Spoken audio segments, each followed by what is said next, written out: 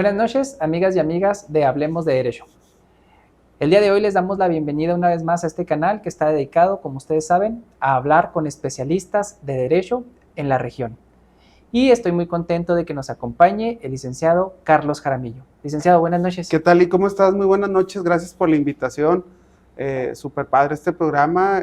Ojalá podamos compartir sobre algunas anécdotas pues que nos ocupa en la vida del derecho, ¿no? Claro. Gracias. Claro. Déjenme decirles que el licenciado Jaramillo, además de ser un abogado con vasta experiencia en el litigio, es actualmente titular del Departamento de Justicia Cívica del municipio. Aprovechando esta experiencia, vamos a estar platicando con él el día de hoy. Licenciado, para comenzar nuestra plática, me gustaría que nos contaras algo que de pronto nos viene a la duda a todas las personas. ¿Por qué decidiste estudiar Derecho? Yo creo que para todos los que somos abogados, esa es la peor pregunta que te pueden hacer, porque es la primera pregunta que te hace el primer maestro cuando entras a la facultad, ¿no? Sí.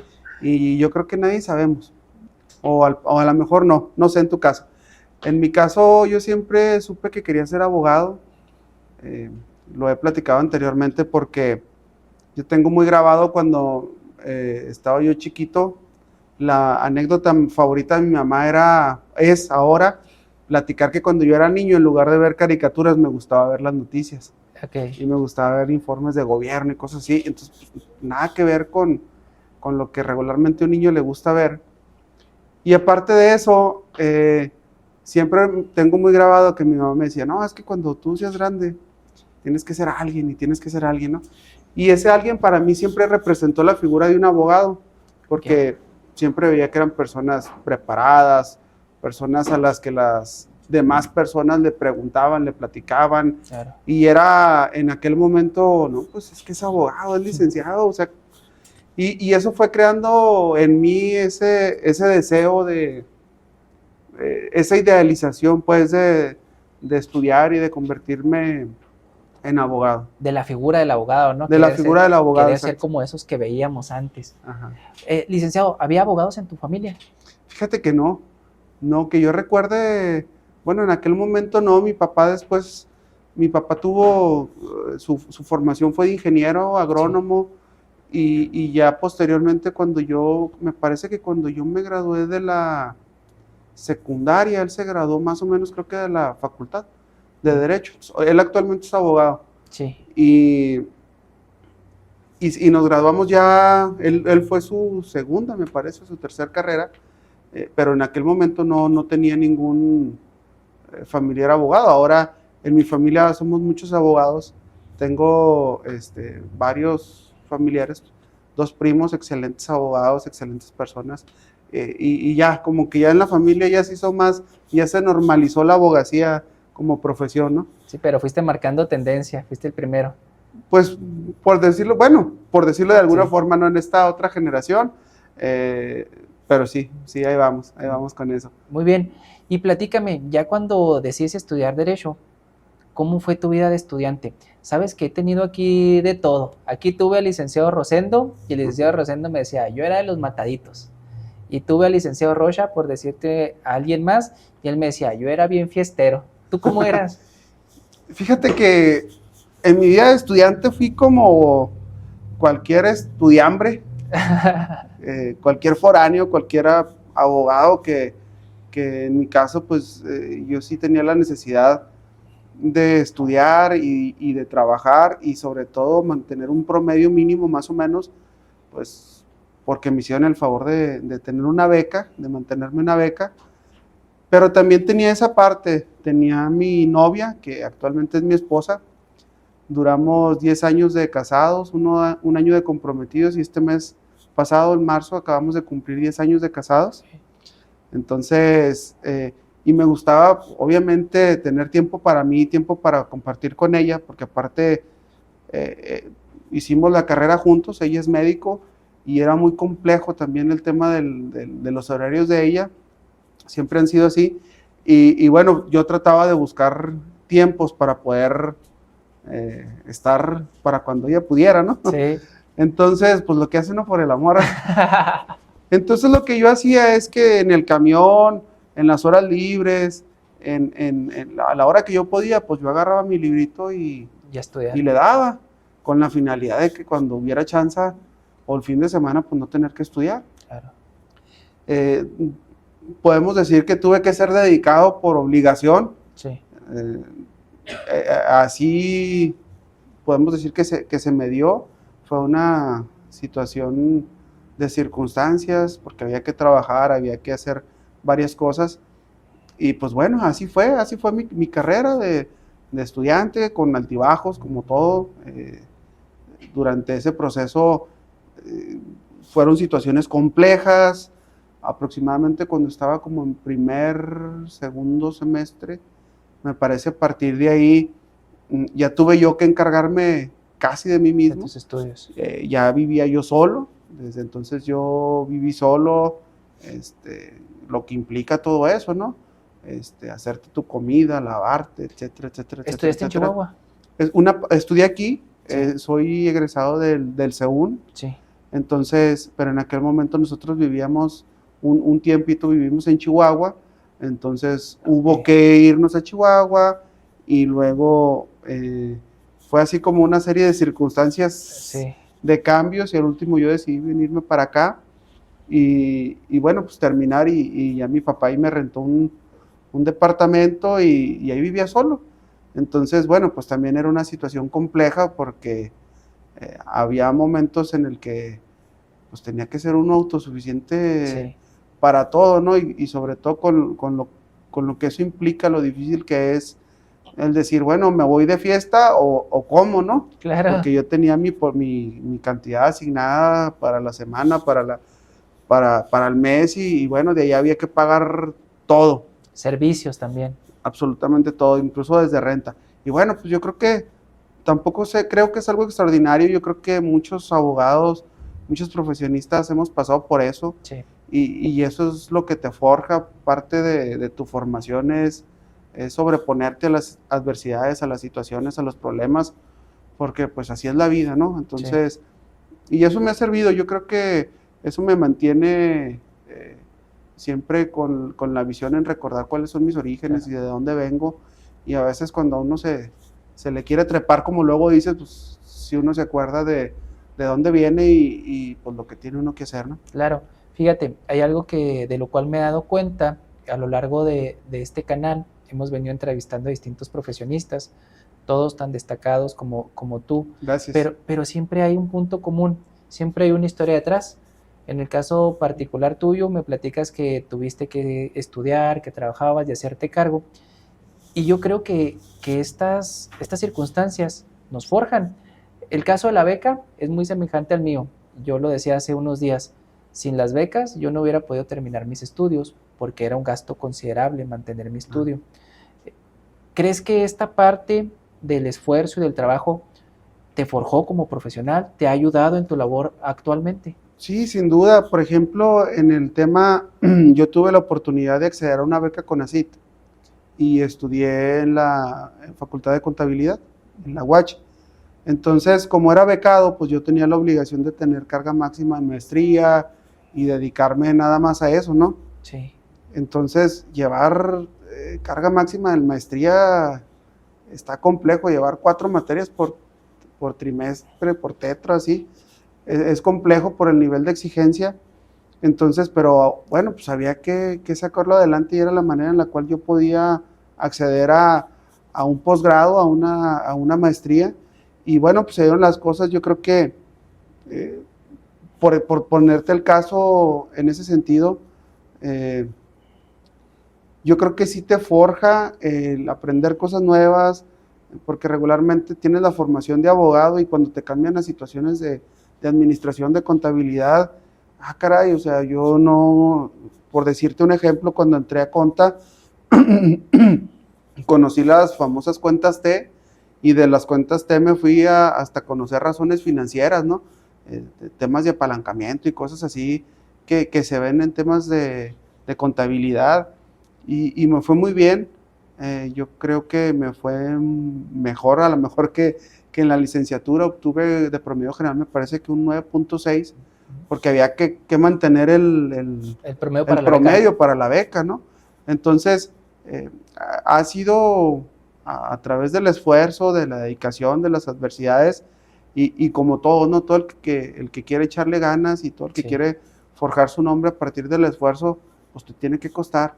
Y yo soy un convencido de la meritocracia, soy un convencido de que las cosas se tienen que ganar, de que las cosas tienes que trabajar por ellas, y que esa es la única manera en la que les agarras amor. Y bueno, pues a veces me hace a mí también ser un poco exigente porque eh, tengo esa formación, ¿no? Esa de, se tiene que uno ganar las cosas, ¿no? Claro. Tiene uno que trabajar, tiene uno que esforzarse, tiene uno que estudiar. Y bueno, pues ahora en mi postura como catedrático, a veces yo les digo a mis alumnos, pues digo, es que así es. O sea, aquí no hay receta secreta, está bien sencillo. Usted estudia, usted pasa. Claro. Entonces, ¿por qué? Pues porque es algo por lo que me permite ahorita decirlo, porque ya lo viví. Yo recuerdo mucho que a veces había una persona que trabaja ahí en la escuela y cuando yo estaba dando clases, entraba y les decía a mis alumnos, no hombre, el licenciado cuando estaba aquí en la escuela, siempre lo veía sentado ahí estudiando. Y bueno, pues yo decía, no, sí, es que soy muy estudioso, pero la verdad es que pues había que estudiar porque yo quería tener el tiempo libre para mí. Entonces decía, bueno, pues aquí no hay nada que hacer, estudio y ya me queda la tarde y bueno, pues voy a ver a mi novia, ¿no? Cosas así. Entonces, soy un convencido de eso, de la meritocracia, de que primero hay que chambear y hay que ganarte las cosas y hay que demostrar y hay que hacer y hay que estudiar y la carrera de Derecho es una carrera muy noble, es una carrera de litigio, es algo muy noble. Yo durante mucho tiempo, regularmente siempre me he dedicado al litigio, siempre he trabajado con el servicio a las personas, atendiendo casos mayormente familiares, y es algo muy bonito. Me ha permitido hacer muchas cosas profesionalmente, me ha permitido desarrollarme dentro de muchos aspectos, me ha permitido trabajar en otras situaciones, a partir de ahí me han invitado a la función pública o cosas así. Entonces es algo bonito, ser abogado es algo bonito porque te permite tener un campo muy amplio de trabajo. Claro, sin duda. Bueno, antes de hablar de ese campo de trabajo, te quiero preguntar algo. ¿Un abogado estudiando números? ¿Cómo le hiciste? Ahí yo creo que estudié la mayor parte de... ¿Todos lo vimos? ¿Todos lo vimos? Había una maestra que yo estimo mucho y tiene una tienda aquí, muy conocida en Delicias. Y muy buena maestra, y me daba DAIF, Diseño y Análisis de Información Financiera, se me quedó muy grabado. Y ahí te tenías que aventar todos los temas de razones financieras. Y yo me acuerdo que por primera vez en mi vida, fíjate, ni siquiera en la carrera de Derecho, le decía, a ver, maestra, póngame problemas, y me recibe. Y a veces me iba allá a la tienda, a su negocio, y a ver, revíseme, y a ver, dígame, y a ver si me equivoqué. Y bueno, pues no me fue tan mal, me fue bien, pero pues es parte de forjarse, ¿no? Es parte de hacer. Una anécdota que a mí me gusta contarles mucho a mis alumnos, que no sé si la siga contando, porque siempre que la cuento se ríen de mí. Y yo les digo que a veces para ser abogado pues hay que creérsela en todos los sentidos. Y cuando yo estaba estudiando Derecho, yo obviamente como estudiante no tienes ningún asunto. Claro. Y obviamente no sabes nada. Entonces yo un día a la semana me vestí de abogado y me iba a los juzgados. Y ahí conocí las listas. Y agarraba las listas y me ponía a revisarlas. Obviamente no tenía ningún asunto, no estaba con ningún abogado, pero eso me hacía a mí sentirme abogado. Okay. Y eso me permitió conocer muchas personas del tribunal que actualmente trabajan ahí. Y yo creo que, pues yo quisiera pensar que me veían hasta con ternura, ¿no? De, mira mira este ahí muchacho. viene todos los días, ¿no? Y no tenía nada que hacer ni nada. Después un abogado maestro me dio la oportunidad de autorizarme en un expediente, y obviamente ya tenía ahora sí el pretexto a que ir, y cada semana iba a ver el expediente. El mismo expediente. Una o dos veces iba y lo pedía y me aseguraba de que todos me vieran que pedía el expediente, y luego revisaba las listas. Y así fue como como yo me hacía sentir abogado, porque ya quería estar, así fueron las anécdotas. Entonces yo les digo a mis alumnos, es que esa es parte, o sea, para mí es algo muy importante en mi carrera, yo la tomo muy en serio, y no solamente es algo del diario, para mí es mi proyecto de vida, es la manera en la que yo vivo. Claro. Yo vivo siendo abogado, soy un abogado, y bueno, historias como esas, ahora que estoy del otro lado, les comento, les platico a mis alumnos, y se ríen, y les digo, bueno, eso era lo que yo en su momento me imaginaba, era lo que yo quería, era ese deseo de que me viera, ¿no? Y bueno, fui creciendo, fui evolucionando dentro del tema legal, y luego ya después tuve la oportunidad de trabajar con otro abogado, y bueno, ya tenía más a dónde ir. Regularmente mi formación siempre fue con abogados en temas civiles, mercantiles y familiares, obviamente, y bueno, pues a partir de ahí yo me fui por ese lado, y así fue mi evolución, mi manera de llevar, de ser abogado. Entonces, la verdad es que me trajo buena experiencia, porque cuando yo ya era abogado, pues yo ya conocía al personal Sí, claro. de los juzgados, ya conocía pues a la persona que presta los expedientes, a la persona que saca las copias, ya conocía a los secretarios de acuerdos. Entonces eso me permitió pues poder relacionarme, y que ya eventualmente, cuando yo ya tenía asuntos propios, bueno, pues ya podía yo tener el nombre de a quién pedírselo, ¿no? Entonces son experiencias bonitas, son experiencias que te forman, pero pues eso yo siempre trato de transmitírselos a los alumnos y decirles, ¿qué tanto quieres ser? Claro. ¿Qué tanto quieres apostarle a tu carrera? ¿Qué tanto le quieres invertir? Porque así es, ¿no? Construirte, no dejas de ser. Y también les digo, porque he tenido la oportunidad de dar una materia que se llama deontología jurídica. Sí.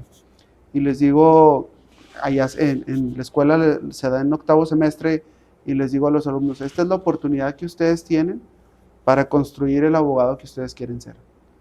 Hasta ahorita ustedes ya se conocen cómo son, si tienen virtudes o áreas de oportunidad, y el salir de la carrera te da la oportunidad de transformarte y de cambiarte. Claro. Es la oportunidad que tienes de que se te note que hubo un cambio, y dejaste de ser el Carlos para convertirte en el licenciado Jaramillo, y ese solamente es un trabajo que uno lo puede hacer, ¿no? Claro. Es una apuesta, es un compromiso que uno tiene que tener con uno mismo para poder avanzar en tu carrera. Claro.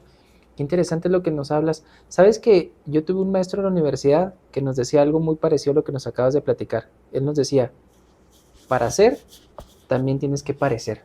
Y él nos forjaba mucho en el sentido de, tú no puedes tener una vida apartada de lo que vas a hacer. Tienes que vivir el derecho, nos decía él. Y fíjate qué interesante que tú desde tan joven ya hayas tenido esa conciencia.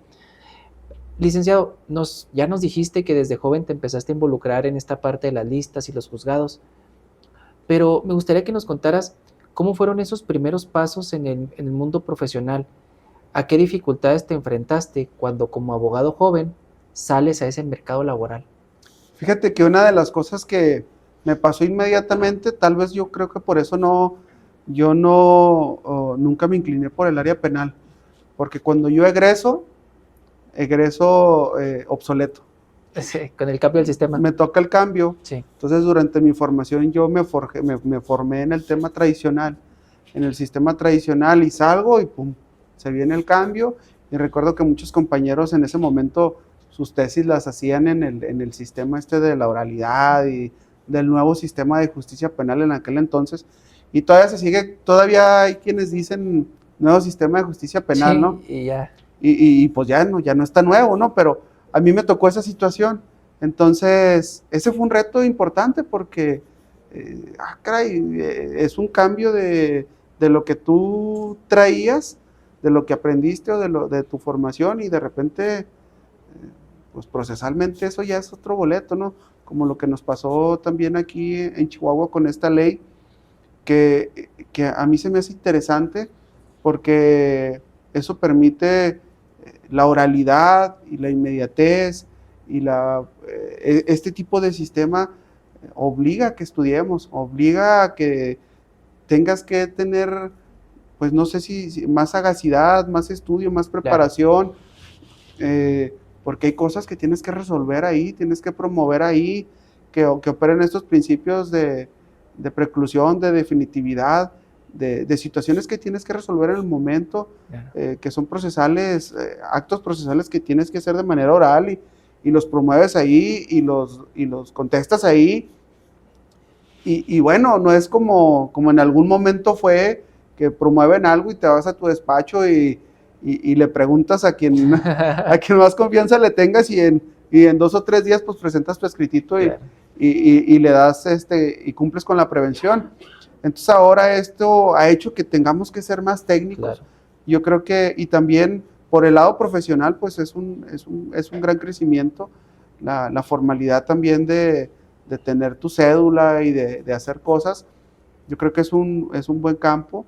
Eso también le permite a los justiciables que para ellos sea más rápida la justicia en muchos aspectos, que puedan formar parte de lo que está sucediendo, porque al final de cuentas eso que está sucediendo es la vida de la persona, es el problema de la persona, es la libertad de la persona, es el patrimonio de la persona, y bueno, en el caso familiar es lo más importante que tiene, porque dejar en las manos de un desconocido su familia, sus hijos, su estabilidad, su patrimonio, etcétera, etcétera, caray, pues es lo más importante que tienes, y como tal, pues es un compromiso grande para los operadores del derecho, y bueno, obviamente entiendo esa situación, y yo creo que eso me ha permitido ir creciendo.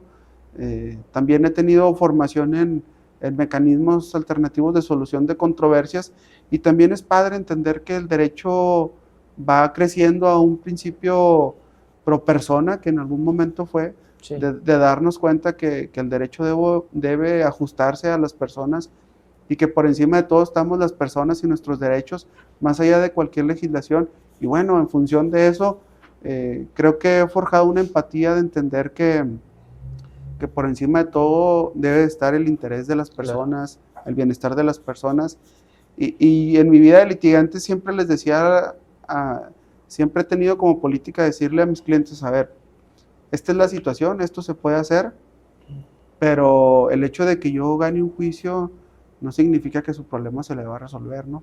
Se le va a resolver jurídicamente, pero usted se va a ir a su casa y va a tener el problema todavía con esa persona con quien mantiene un vínculo afectivo, su ex esposo siempre va a ser el papá de sus hijos, etcétera, etcétera. Entonces, una sentencia, pues no creo que sea tan determinante, sino resolver el problema de origen.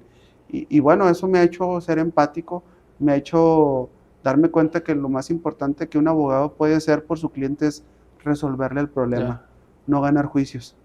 Y eso siempre lo trato de transmitir a mis alumnos, y les digo, oigan, es que una persona busca un abogado porque tiene un problema, y lo que ellos quieren es que le resuelvas el problema, no que tú como abogado ganes juicios. Entonces, por eso es importante a veces la conciliación, la concientización, y tratar a las personas con dignidad desde el punto de vista de resolver su problema, no de vanagloriarte o de decir, ay, es que yo gano muchos juicios, ¿no? Porque como catedrático yo me imagino te ha pasado, y te preguntan eso los alumnos, ¿cuántos juicios ha perdido? ¿O ha ganado todos?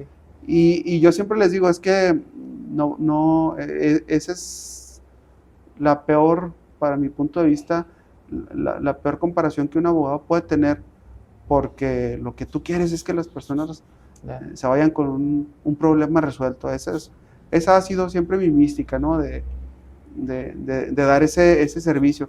Entonces, en todas las áreas laborales en las que yo me he desempeñado, siempre ha sido mi modus operandi, como luego dicen los penalistas, ¿no? Ok, fíjate que tienes mucha razón con los docentes, con lo que nos toca como docentes, porque generalmente el alumno esa es la inquietud que tiene. ¿Cuánto va a ganar? ¿Cuántos juicios va a poder llevar a cabo? Y a veces parece que en las aulas forjamos gallitos de pelea en lugar de personas que resuelvan problemas. La visión que tú tienes de la justicia me parece muy interesante, pero me hace entender ¿por qué estás en el puesto en el que estás actualmente? Hoy en día estás enfrente del Departamento de Justicia Cívica en el municipio.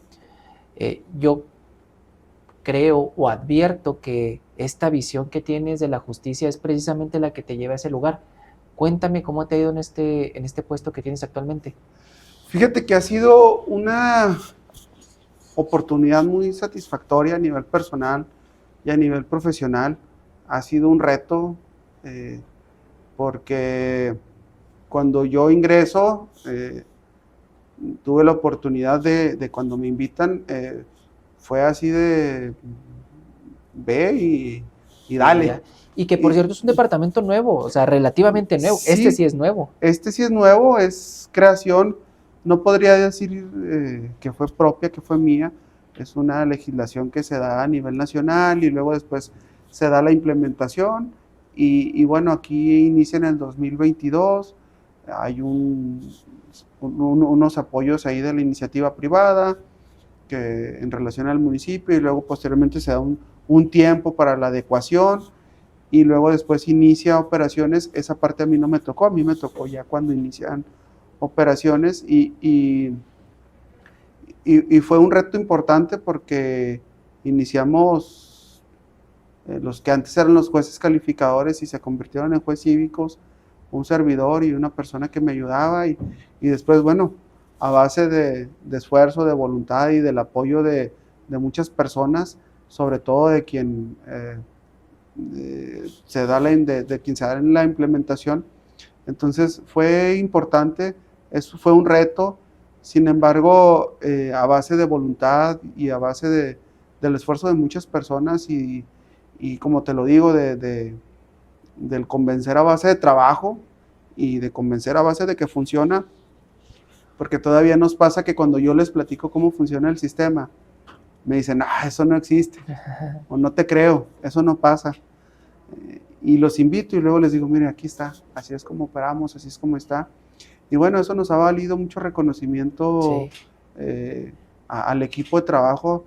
Yo siempre les comento a todas las personas que nos visitan de instituciones, de donde sea, siempre les digo que la existencia de justicia cívica se da en base a las personas al capital humano, a las personas que están todo el día, a las personas, a los profesionistas, a mis compañeros de trabajo que siempre están ahí, que dan la cara, que buscan lo mejor.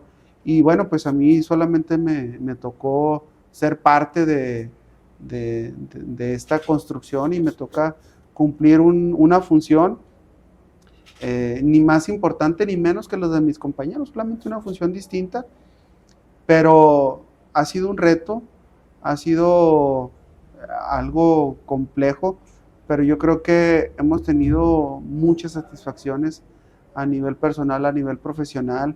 Creo yo que ha sido un lugar en el que nos ha permitido a muchos de mis compañeros, yo creo que a todos, cambiar vidas de personas. Sí.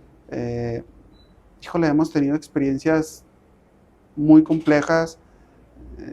Me ha tocado vivir cosas que yo pensé que no existían, de a veces que llegan personas con problemas que dicen, no, eso no existe y sí existe. Claro. Personas que tienen algunos temas psicológicos, psiquiátricos, conductuales, de problemas, de adicciones, de consumos, que a veces pareciera de telenovela y la verdad es que es un lugar en el que te das cuenta que la realidad supera la ficción, pero también es un lugar en el que te permite de primera mano, si quieres ayudar, ahí es. Ahí es. Si te quieres comprometer, si quieres buscar un lugar en el cual haya necesidad, un lugar en el que realmente ponga a prueba qué tan humano eres, yo creo que ese es un lugar perfecto porque ves muchas situaciones, rompes o tratas de cambiar, de hacer una reingeniería, de romper paradigmas, de romper usos y costumbres en algunas situaciones, de dignificar muchas cosas que a veces uno tiene una noción errada de reconocer muchas cosas. Por ejemplo, el trabajo de mis compañeros policías, que cuando tú no estás, cuando eres un civil y tú no estás inmerso en esa situación, tienes una percepción errada de lo que significa ser policía de lo que significa ser bombero, de lo que significa estar en instituciones de seguridad pública. Es una situación de respetarse, es una situación de mucho compromiso, de mucho valor. Es algo sumamente importante. La verdad es que sí son héroes porque a veces uno no nos damos cuenta, damos por hecho las cosas y bueno, tú seguramente lo tendrás más a flor de piel, lo has vivido más ese tema, pero me ha permitido también tener mucho crecimiento a nivel personal, Claro. con lo que ayudas y con lo que ves de cómo la gente se la parte en los horarios, Sí. cómo a veces sacrifican familias, sacrifican tiempos, etcétera, etcétera. Y es complejo, ¿no? Y como cuando cualquier persona lo que hace es irte a tu casa cuando el problema se queda, ellos llegan y tratan de estar ahí. Claro. Entonces, me ha permitido crecer, conocer, vivir muchas experiencias, me ha permitido estar y conocer muchas personas,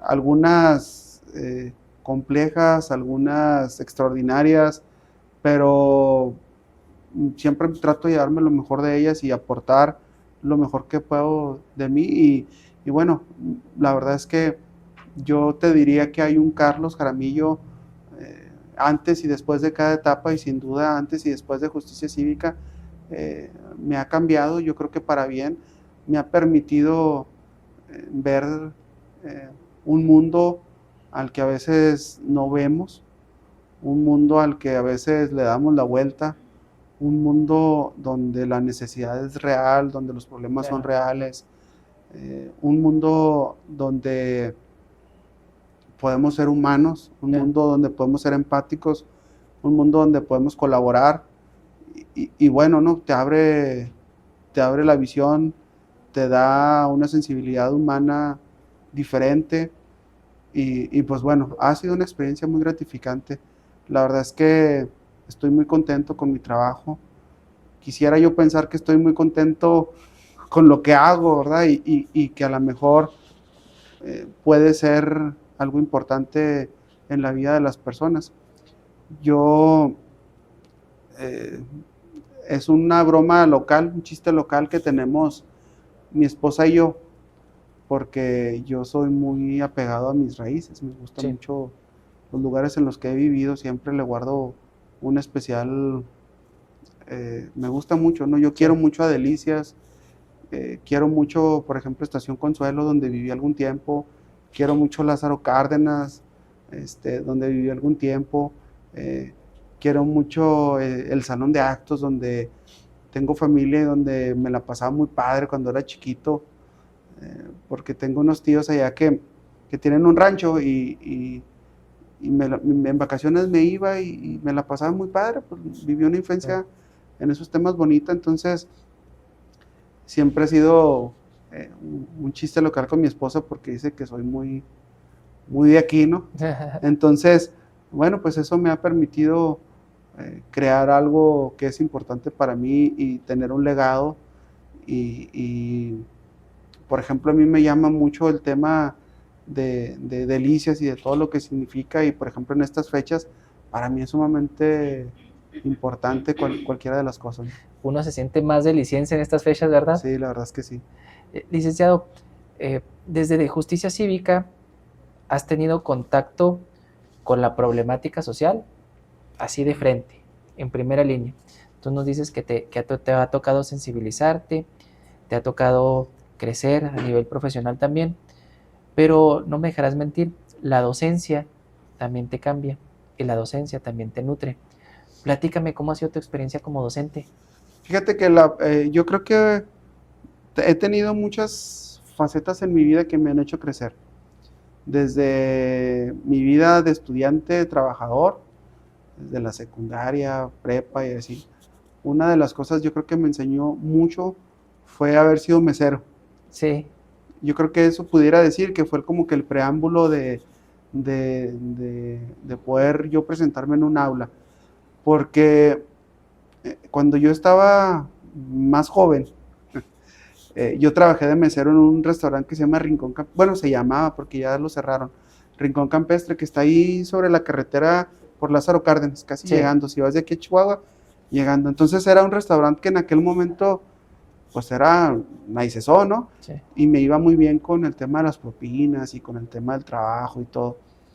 Y me enseñó mucho, yo creo que es una labor sumamente enriquecedora. Ser mesero te da una experiencia de vida porque te enseña muchísimas cosas, hasta ser resiliente, yo creo, al trato con las personas, a dejar a veces la vergüenza, a poder tratar a las personas. Y yo creo que ese pudiera ser yo, que también fue algo que me ayudó mucho cuando me invitan a ser maestro. Me invitaron, creo que en el 2009 aproximadamente. Casi acabas de salir. Acaba de salir, yo salí en el 2007 y entré a dar clases en el 2009, y el primer reto que se me presentó a mí como abogado catedrático fue que en muchas ocasiones mis alumnos eran mayores que yo. Sí. Entonces era una situación bien difícil porque sentía yo que tenía que demostrar el doble, el triple, porque ingresé a dar clases en un turno sabatino. Y regularmente había personas que ya habían estado, que era su segunda carrera, o personas que ya tenían muchos años en alguna institución de gobierno, personal Sí. del Ministerio Público, que tenían mucha conocimiento práctico, pero pues estaban en su formación escolar. Y había veces que yo tenía que hacer un doble, un triple esfuerzo para Sí. poder demostrar que, a pesar de que era joven, sabía de lo que estaba hablando. Siempre desde un principio supe que tenía que tener muy claro esa línea que tenía que marcar para no irme, para poder lograr Sí. que se me respetara como maestro, como catedrático, como abogado. Y es lo que te digo, ¿no? Que yo siempre me he tomado muy en serio mi papel de ser abogado. Y en ese sentido, ese fue el primer reto. Sí. Ese fue el primer reto con mis alumnos, que había salones que eran todos mayores que yo. Sí. Y incluso en una ocasión me tocó un grupo donde papá e hijo eran alumnos, y el papá decía, es que yo me metí a estudiar que es mi segunda carrera, para que mi hijo también estudie, y si yo puedo, pues él también tiene que poder. Wow. Entonces, fueron muchos retos, fueron muchas situaciones, y que me ayudó a crecer también. Claro. Me ayudó a poder forjarme como abogado, porque eso implicaba que tuvieras un doble, un triple Sí. esfuerzo, no solamente en el conocimiento, sino en la forma de conducirte. Claro. y en lo que representabas, ¿no? No podías no parecer el catedrático, tenías Sí. que, de alguna forma, no sé, es algo complejo. Sí, me tocó vivirlo. Te esfuerzas por hacerte ganar el respeto. Uh-huh. Yo comencé a dar clases a los 24 años Uh-huh. y, como dices, en los sistemas sabatinos y en los sistemas nocturnos me tocó darle clases a doctores, ingenieros, psicólogos, gente, como tú bien dices, con ya mucha experiencia práctica, y es muy difícil ganarte el respeto de ellos. Uh-huh. Pero así es como se aprende también. Ese es un reto. Y hablando de retos, hoy en la actualidad tú y yo estamos enfrentando un reto más con la reforma que se vino para la estructura del Poder Judicial. Estamos participando en una candidatura para ser jueces en este distrito Abraham González. Cuéntame primero, licenciado, ¿qué te impulsó a participar en este nuevo proceso electoral para elegir juezas y jueces? Bueno, yo quisiera apuntar dos cosas antes de eso. Uno, yo creo que es algo que tenemos que entender que ya existe, ya está. Claro. Es algo que tenemos que trabajar con él, que tenemos que entenderlo y que tenemos que participar. Siempre he sido un luchador social, siempre he estado en pro de la defensa de los derechos, de la democracia, de vivir en un estado de derecho, de vivir en una comunidad. Siempre lo he hecho, ¿no? Yo soy el que se anda en marchas y el que defiende lo que uno cree y lo que uno piensa. Lo primero que, retomando, es una reforma que ya está. Sí. Y estemos o no de acuerdo, es una situación que tenemos que enfrentar, es una realidad jurídica en la que nos encontramos, y hay que abordarla como tal. Claro. Y es importante que nos comprometamos, nos sumemos, nos esforcemos y le demos para adelante. Y también es una oportunidad que nos da a muchas otras personas que por distintas circunstancias de la vida no nos dedicamos predominantemente a la función judicial, porque también te da una óptica distinta. Claro. La verdad es que estar del otro lado padeciéndola, Sí. te da una, aunque pareciera que no, porque a veces tú te tienes que ajustar a los tiempos de los tribunales que tu cliente no lo entiende. Claro. Y te da también una cierta sensibilidad y te da una perspectiva distinta, te da un enfoque distinto, que también a lo mejor era algo que debía refrescarse en este tema. Pudiéramos estar o no de acuerdo en la reforma, es algo que ya está, y bueno, pues hay que darle, ¿no? Claro. Y bueno, creo yo que ha sido una buena oportunidad de poder seguir haciendo cosas. Hay algunos que me dicen, es que para qué le entras si ya tienes tu propio tribunal, ¿no? Porque en el tema Sí. de justicia cívica es un tribunal Sí. administrativo que juzga o que lleva procedimientos de faltas administrativas. Sí. Hay un fiscal cívico, hay un defensor, hay una persona que hace estudios de tamizajes y perfiles psicológicos, sí. Hay una audiencia pública videograbada donde se desahogan el IPH de la persona que se detiene. Es un mini tribunal, sí, que funciona 24 horas, los 365 días de la semana, y bueno, pues tuve la oportunidad de crear toda esa estructura y ha sido gratificante. Entonces tampoco me es tan ajeno a eso, ¿no? Pero yo creo que también es una oportunidad de poder hacer cosas reales que impacten también en la sociedad. Yo veo el derecho familiar como ese impacto que tienen los jueces en la sociedad. Yo a veces, volviendo, porque me gusta hacer muchos ejemplos con mis alumnos y les digo, imagínense que ustedes se convierten en jueces y un juzgado tiene aproximadamente, para redondearle, 2,000 asuntos al año.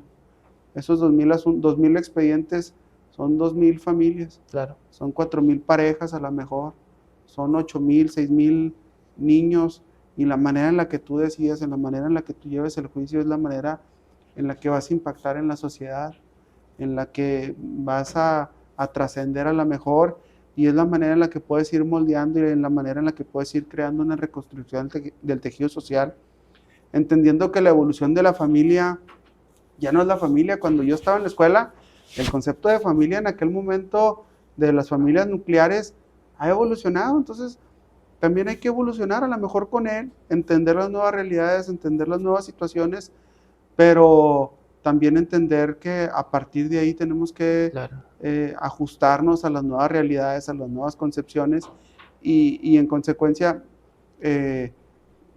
pues ser más empático, ¿no? Yo creo que esa dualidad o esa triparticidad de entender la problemática, de entender el tema de la desesperación a veces de los justiciables y entender esa operación desde un punto de vista como autoridad, pues me permite a lo mejor tener herramientas que puedan ayudar a una sociedad donde ahí por temas que sabemos, en temas de seguridad, el tema familiar es yo creo que, por ponerle un número, por ejemplificarle, yo creo que el 99% de los problemas o de la comisión de cualquier otra situación se origina en el núcleo familiar, bien en casa, en las nuevas familias, situaciones. Entonces, la mejor manera de hacer temas de prevención es hacer temas de reconstrucción del tejido social. Claro. Y es ahí donde a mí me gusta trabajar y es ahí donde creo que en este nuevo reto podemos trabajar desde un punto de vista de dignificar, de ser empáticos, de poner por encima a las personas antes que cualquier sentencia, de resolver. Yo sigo con esa mística de resolver el problema, no de hacer las grandes sentencias de 50 hojas con palabras rimbombantes, que a lo mejor lo único que quieren es engrandecer el trabajo de quien juzga, y lo que en realidad necesitas es que las personas entiendan qué es cuáles son las consecuencias de lo que está pasando, ¿no? Sí. Y bueno, ese ha sido una parte de mi formación, porque mi experiencia, mi historia de vida así ha sido, ¿no? Claro. Desde el otro lado, entonces también pudiera ser una parte importante, una reingeniería a lo mejor, viendo desde el lado positivo, que se hagan un refresh de muchas otras cosas. Creo que hay personas muy valiosas. Personalmente me ha tocado conocer personas muy valiosas. Por ponerte el ejemplo de una licenciada que yo estimo mucho y que siempre, aunque ella no lo sepa, ha sido inspiración para mí. Yo la conocí cuando ella era escribiente, y luego ya de grande estudió, y luego después aspiró a actuaria, y luego aspiró a secretaria, y luego proyectista, y concursó y obtuvo su tema de juez, y es una persona sumamente inteligente. Y bueno, yo confío, me gusta mucho ese tema, porque Claro. es algún tema de méritos, de ganárselo, pero en este caso, pues es otra vía, son otras reglas, son otras situaciones, y yo creo que también tenemos las capacidades, los arrojos, la vocación, la formación que podemos aprovechar en esta circunstancia. Entonces, así es el derecho. Claro. Así es el derecho. Yo me acuerdo mucho que antes el adulterio era un delito y ya no. Sí. ¿Y cómo dejó de ser? Pues así es el Claro. derecho. La ley evoluciona, las cosas cambian, la oralidad cambia. Lo que antes era por escrito ahora es inmediatez. Claro. Y así es el derecho, y no podemos decir que tenemos una formación del derecho positivo y de etcétera, de muchos términos, y luego después no aceptar las realidades, ¿no? Claro. Así es la evolución, así es la evolución del derecho, así es la evolución de la familia, así es. Así es. Entonces, pues tenemos que vivir en esa evolución, y no sabemos si es bueno o malo, ¿no? Hay cosas en las que yo estoy de acuerdo y no estoy de acuerdo, y pues bueno, eso también yo creo que es interesante, porque hay que tener independencia, sí, hay que tener, no debe de ser predominantemente tu criterio o tu vida personal un criterio base para poder resolver temas que jurídicamente la ley establece determinadas cosas. Sin embargo, eso no significa que no tengas la empatía y la sensibilidad para ver las cosas desde otro punto de vista, ¿no? Porque sí me ha tocado quienes dicen, no, pues es que, ¿cómo vas a juzgar en base a lo que tú crees, a lo que tú sientes? O sea, si la ley así está y la ley es clara, bueno, pues entonces, ¿por qué existen esos principios de convencionalidad? ¿Por qué existen todas esas cosas? Que es algo que también yo les digo. Lo que pasa es que cuando a veces tenemos controversias o pláticas, dicen, no, es que los derechos humanos están en contra de las personas. Digo, no, lo que pasa es que no estamos acostumbrados a los derechos humanos. No estamos acostumbrados a respetar los derechos humanos, por eso se nos hace algo complejo. Claro. Pero así es, la cultura de la legalidad, la cultura de la paz, funciona en dos sentidos.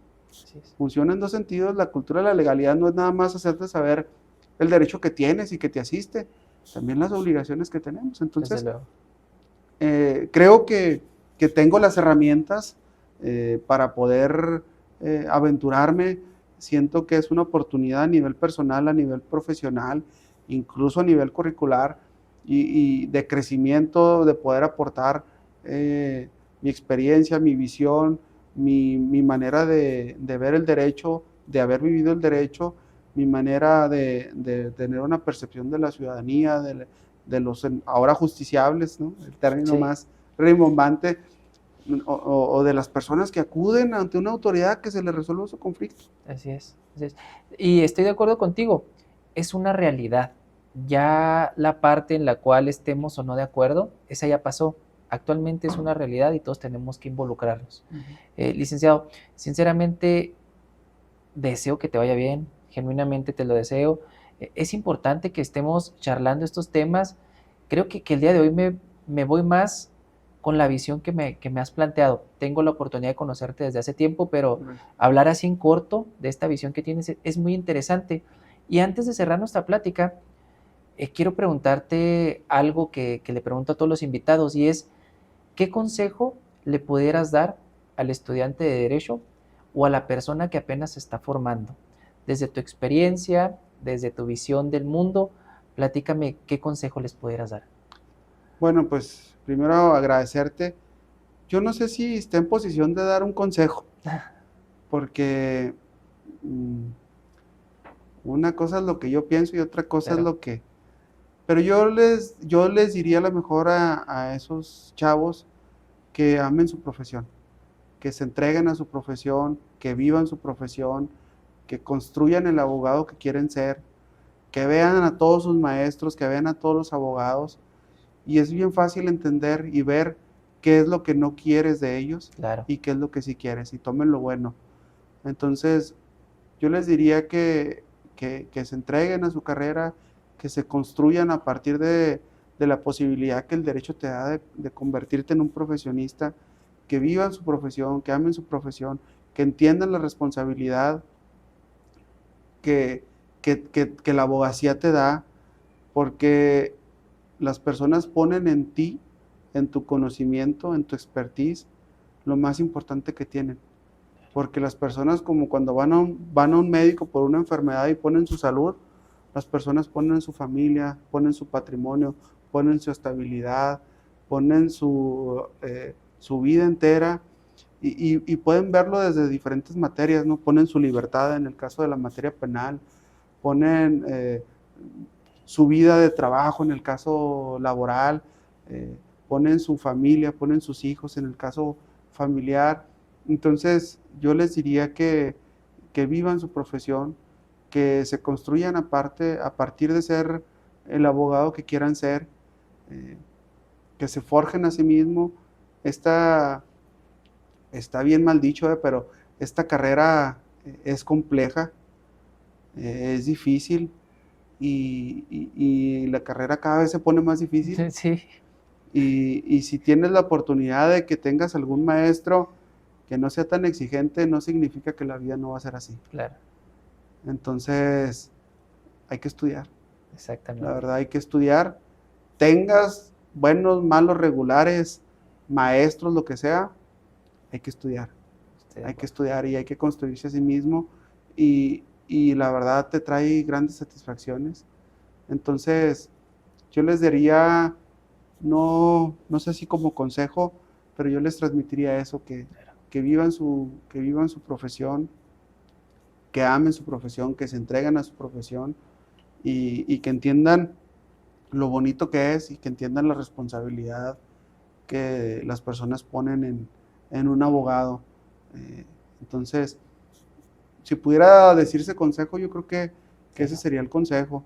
Y también, si no es su vocación, si no es lo que le gusta, hay otras cosas, hay otras alternativas, hay otras cosas excelentes, otras profesiones, hay muchas otras cosas en las que podemos ayudar al mundo, ¿eh? Si lo quieres ver así romántico. Pero este tema de la abogacía, de ser abogado, es complejo, y es algo de vocación, y esa sería mi visión, ¿no? Mi manera de transmitirles algo, ese orgullo que yo siento. O sea, yo sí vivo el que cuando mi hija me diga que quiere estudiar, yo sí le voy a decir que estudia Derecho. Y ahí tenemos un conflicto en la casa, porque mi esposa es médico, y mi esposa, mi hija dice que quiere ser doctora, y mi esposa le dice que no sea doctora, y yo sí le digo, pues tiene que ser abogada. Entonces, bueno, pues es un mandamiento ahí que tenemos los abogados, el hecho de estudiar, y el hecho de que si alguien te pregunta que qué estudiarías, puedas decir que abogado. Y mi mayor satisfacción en el mundo es que a lo mejor algún día una persona me diga que estudió Derecho porque yo lo pude inspirar. Entonces, así, de esa manera, a ese nivel, yo vivo mi carrera. Y pues agradecerte el tiempo, agradecerte el espacio, igualmente desearte el éxito del mundo. Yo conozco personalmente las capacidades que tú como litigante, que tú como abogado tienes, la dedicación, el cariño, el esfuerzo que siempre has puesto en los trabajos que tú realizas, la construcción de profesionista que te has forjado durante tu carrera, que yo sé que no ha sido fácil, que te ha costado, que te la has ganado a pulso, que has trabajado por ella, y bueno, te deseo el mayor de los éxitos y pues echarle ganas. Así es. Y la verdad es que esperemos que nos vaya bien en esta situación y que salgamos avantes y que sea lo mejor para todos, y reconocerte también ese esfuerzo que tú como compañero, como colega, como abogado has demostrado con las demás personas, con los demás abogados que se acercan a veces a pedirte algún consejo o desde mi punto de vista, en el trabajo que realizamos institucionalmente, que hemos tenido la apertura, que no ha habido celo profesional, al contrario, la manera de crear vínculos y de resolver los problemas de las personas, también te lo reconozco, y la verdad es importante, ¿no?, que lo digamos desde un punto de vista real, porque esa visión que debemos de tener los abogados, de crear comunidad, no de crear división. Así es. De crear que las personas resuelvan sus problemas. Entonces es importante reconocerlo. Y te agradezco el espacio, te agradezco la entrevista. Yo pensé que iba a batallar más. Pero a lo mejor sí tengo muchas cosas que decir, ¿no? Entonces, pues gracias por el espacio y pues aquí seguimos. La brega, aquí seguimos en el trabajo, en el esfuerzo diario, en el esfuerzo constante.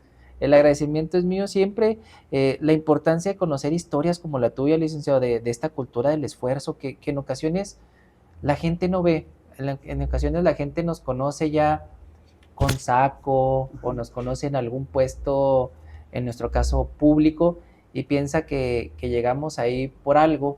Pues ese algo es esta cultura del esfuerzo que tú nos acabas de platicar, este esfuerzo y esta gran pasión que demuestras por la abogacía. Una vez más, te agradezco, te felicito por lo que has logrado hasta hoy. Estoy seguro que vendrán cosas mejores. Te deseo el mayor de los éxitos. Muchas gracias. Bueno, les agradezco también a todas y todos ustedes por habernos acompañado a nuestro espacio. El licenciado Carlos Jaramillo es candidato a juez. Pueden seguirlo en sus redes sociales. Infórmense más sobre los perfiles que estamos participando y contendiendo en estas elecciones. Nos seguiremos viendo pronto. Muchas gracias. Gracias.